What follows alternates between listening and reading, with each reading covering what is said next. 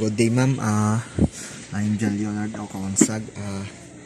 Today, I will simplify the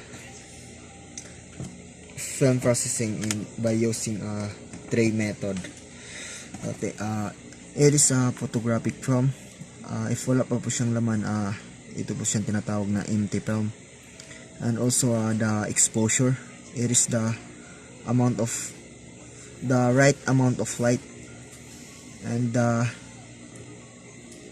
developer bath, it is the solution into the tank po para mabuo po yung images, and we need to agitate according to the recommended times. And it is a stop bath.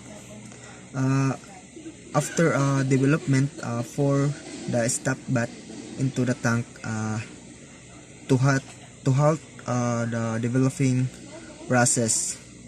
And also it is a fixer solution or a fixer bath.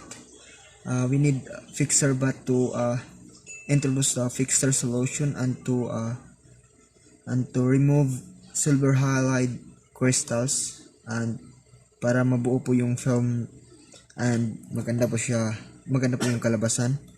And also pagkatapos ng step na fixer bath, kailangan po siyang wash the film. Hintayin lang po natin na matuyo siya, na pagkatapos mag-wash in 3 times. And also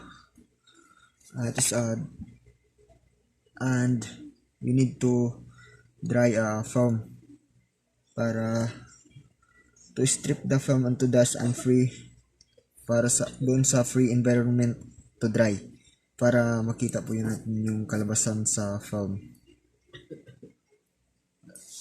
That's all, ma'am. Thank you.